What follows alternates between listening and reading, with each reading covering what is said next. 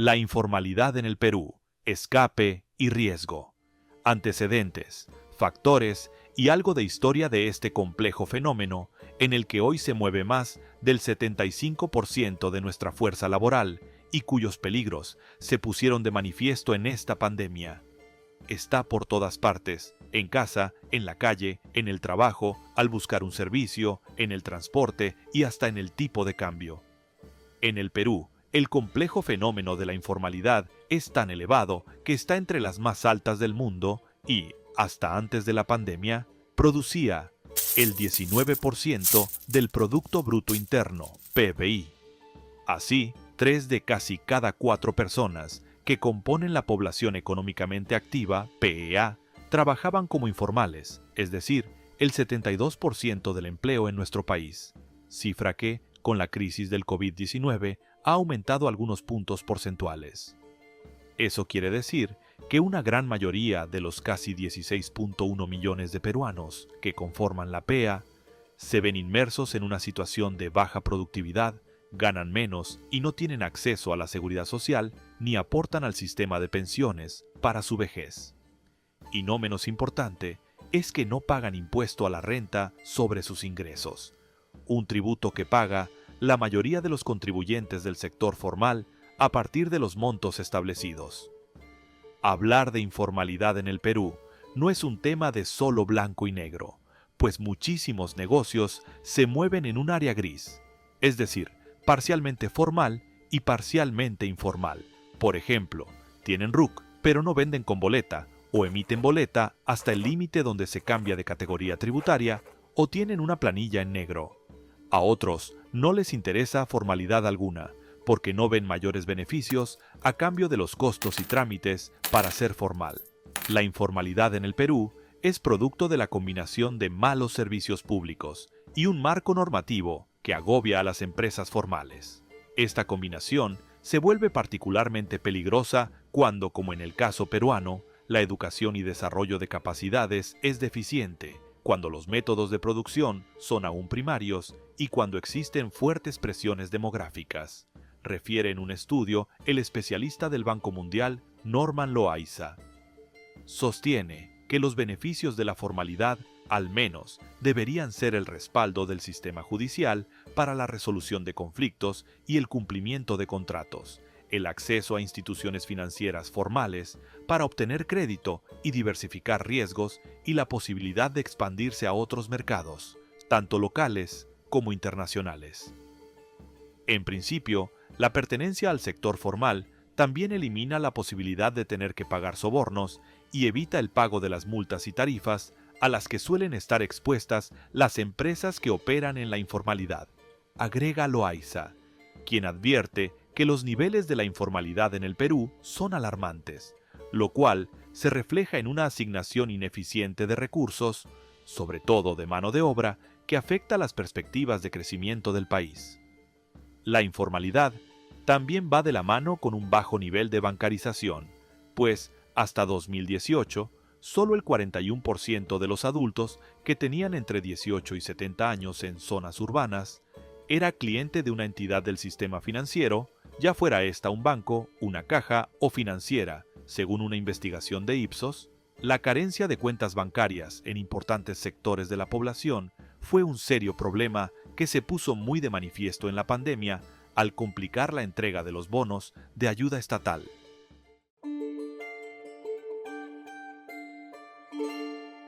Migrantes, una mejor vida. La colosal migración desde el interior a las ciudades de la costa fue uno de los factores que dio lugar a la informalidad.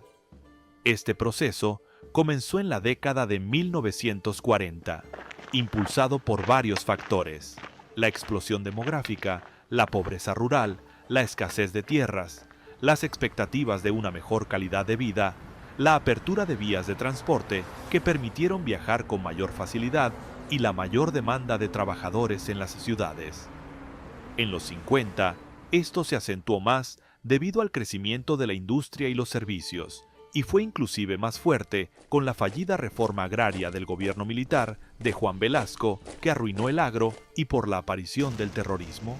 El creciente flujo migratorio del campo a la ciudad desembocó en la creación de asentamientos humanos en las periferias y cerros de las ciudades, que luego se convirtieron en barriadas, que posteriormente fueron denominadas, eufemísticamente, pueblos jóvenes, durante la dictadura de Velasco. Eran comunidades de personas que usualmente, aunque no siempre, habían llegado y erigido sus viviendas de forma ilegal, con una invasión organizada de terrenos espontánea o por traficantes, que en no pocos casos lograron ser reconocidas por los sucesivos gobiernos. Pasividad y populismo.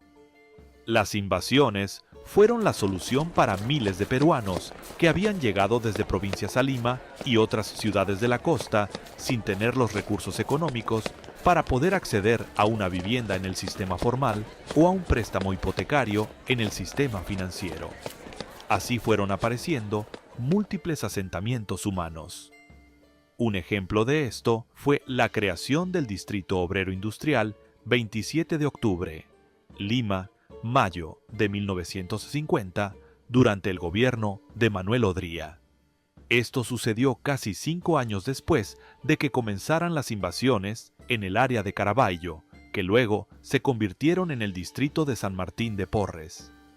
Lo mismo sucedió con el Cerro San Cosme, que hoy pertenece al distrito limeño de La Victoria. Los gobernantes aprovechaban la popularidad que les daba mantener una buena relación con las barriadas, pues así obtenían respaldo político de esta parte de la población, pero tuvieron pocas iniciativas sostenidas para formalizar estas invasiones, registros de propiedad, zonificación, licencias, servicios, etc. Ante esto, la formación de asentamientos humanos se normalizó en la informalidad y así muchas perduran hasta hoy. Tal como en Lima, esto también sucedió en otras ciudades como Arequipa, donde, en menor escala, a partir de 1950, comenzaron a surgir asentamientos humanos alrededor de la ciudad. En 1957 había 12 y en 13 años llegaron a 50, lo que continuó en aumento. Algunos gobiernos establecieron políticas que intentaron frenar esta migración, pero sin mayor éxito.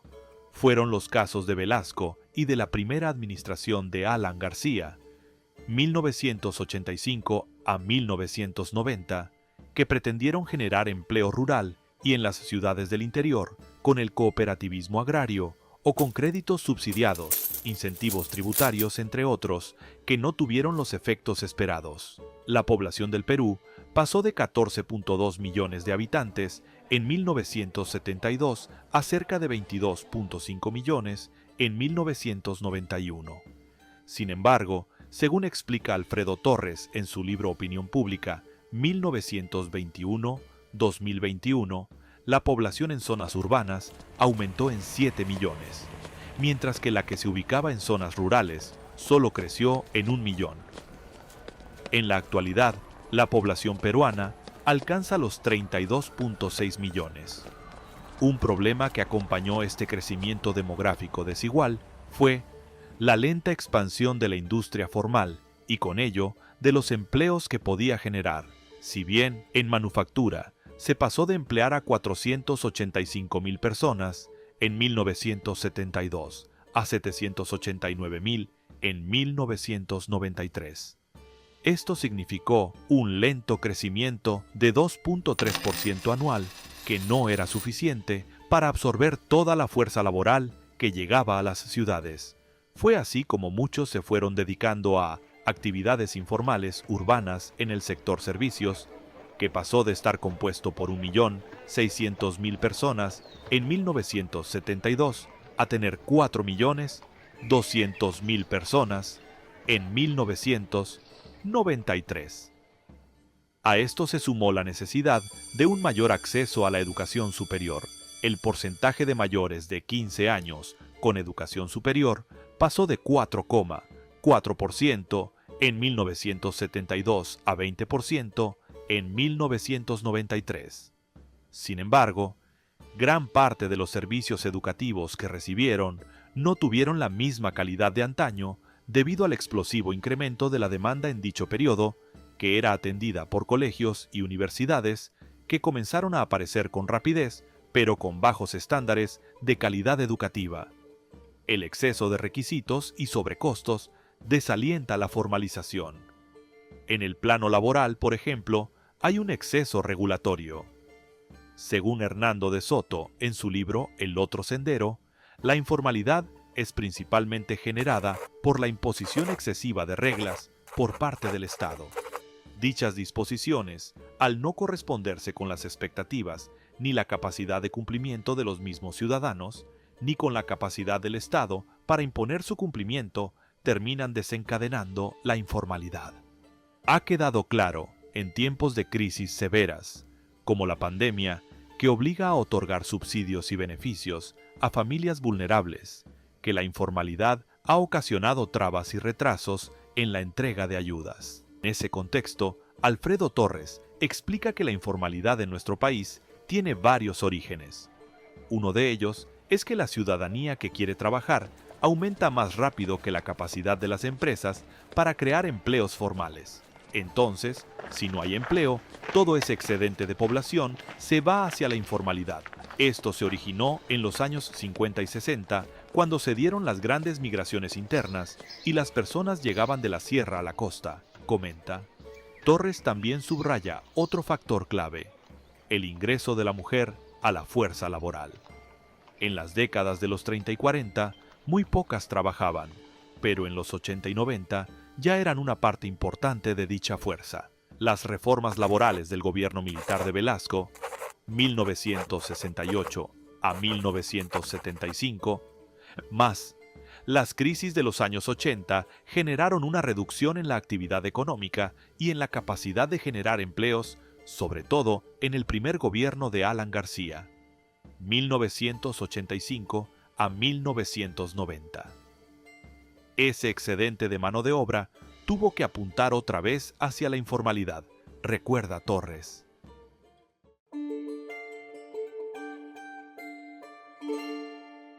Venta ambulante.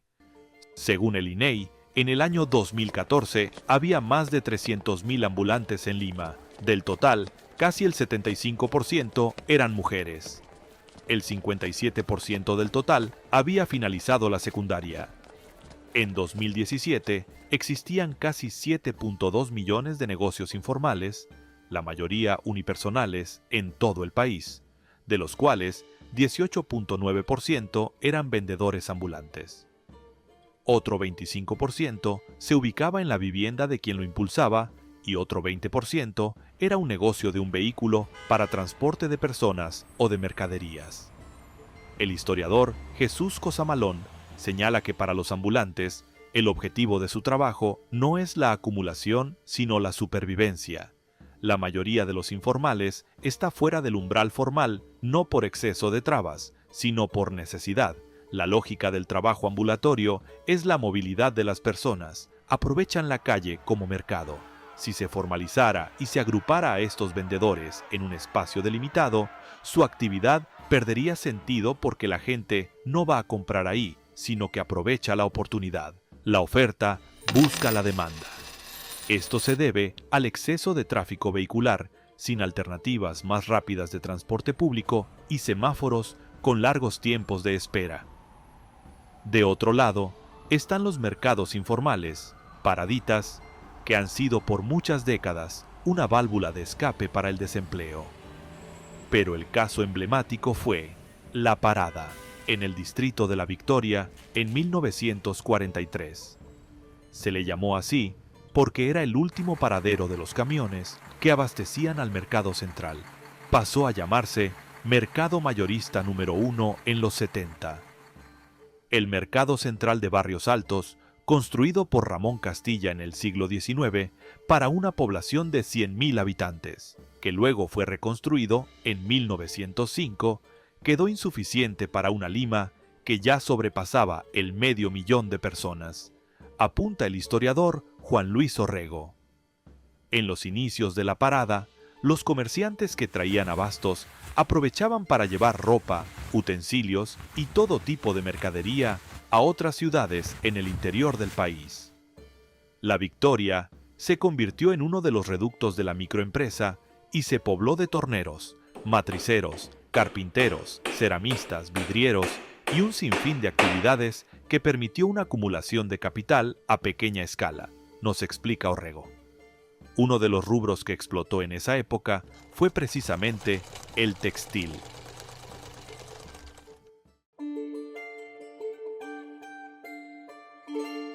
Gamarra formal e informal.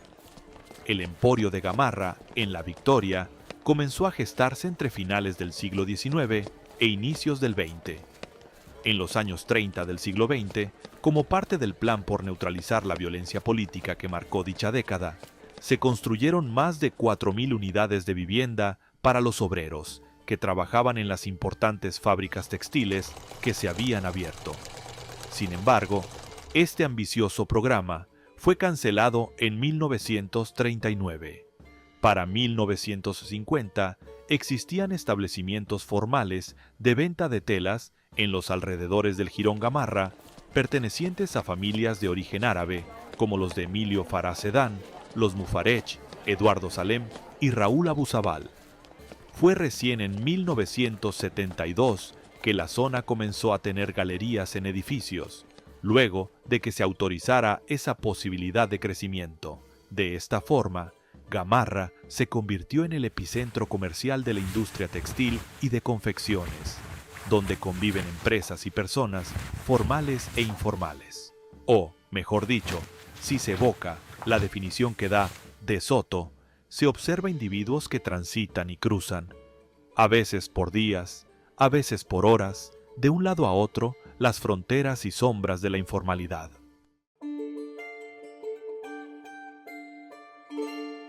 La informalidad viaja en combi a todas partes. Nuestra conducta ha estado marcada en 200 años de historia republicana por el desacato a la autoridad, el pasar por encima de las normas. La informalidad no es un problema reciente en el Perú. Ha estado presente desde la independencia, pero se acentuó a finales del siglo XX. Este problema no solo debe entenderse como los trabajos y actividades que burlan las instituciones o se desarrollan fuera de un marco formal, sino también las actitudes de los que eran ciudadanos para pasar por encima de las normas. Entendida la informalidad de esta manera, desde el virreinato, la ley se acata, pero no se cumple, se solía decir en aquellos tiempos, y en los 200 años de historia republicana del Perú, ha habido siempre una actitud de desacato a la autoridad, ya que ésta no ha tenido los recursos para imponer el imperio de la ley a toda la ciudadanía, y el mismo ciudadano exige sus derechos, pero no cumple con su contrapartida, cumplir sus deberes. La actitud informal de los peruanos no se resuelve con menos ni más regulaciones, sino solo haciéndolas cumplir. Un ejemplo a la vista de todos está en el incumplimiento de las normas de tránsito. Miles manejan cometiendo infracciones y evaden las normas porque la inconducta no es sancionada, o si lo es, no se hace efectiva, y esto ocurre en todos los niveles socioeconómicos. Sin embargo, es en el transporte público y concretamente con las combis que esto llega a niveles inadmisibles. La informalidad está muy relacionada con la impunidad. Muchos de estos transportistas no pagan sus multas por infracciones. En 2020, las regiones con más faltas en transporte informal eran Lima, Junín, La Libertad y Puno. Hasta inicios de los 90 existía un control estatal del precio de los pasajes.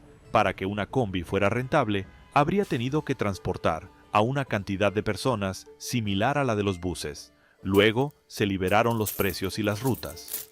Era presidente Alberto Fujimori, y con la reducción del aparato estatal por las privatizaciones, se cesó a muchos empleados públicos que con indemnización en mano vieron una oportunidad de negocio en el transporte. El gobierno también vio bien la gran ampliación de la oferta. Los microbuses y buses no satisfacían la demanda, y el fin político del poderoso gremio unificado de microbuseros, cuyas paralizaciones determinaban el éxito de los paros nacionales.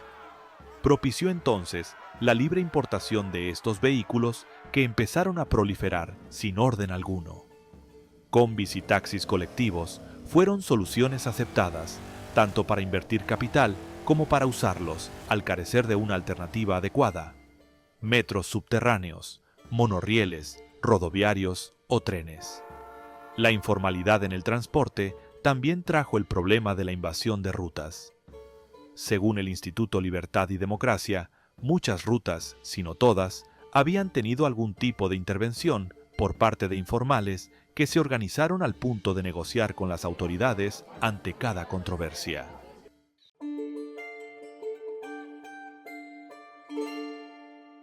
El dólar de la calle.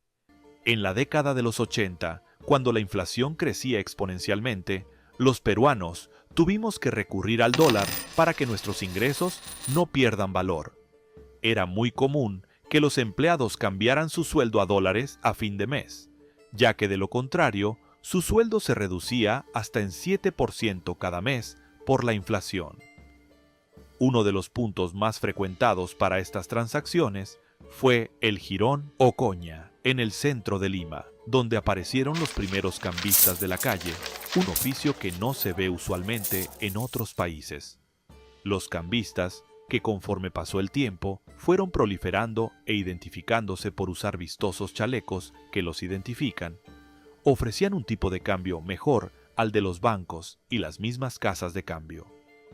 Este trabajo informal trajo consigo estafas y fraudes, pues muchos ciudadanos que acudían a los cambistas no podían saber si los dólares que recibían eran falsos o verdaderos y si las calculadoras donde sacaban el tipo de cambio de compra o venta estaban arregladas para mostrar otros resultados. Otro lado oscuro es que se trató de una actividad también usada por el narcotráfico y otras actividades ilícitas para lavar dólares.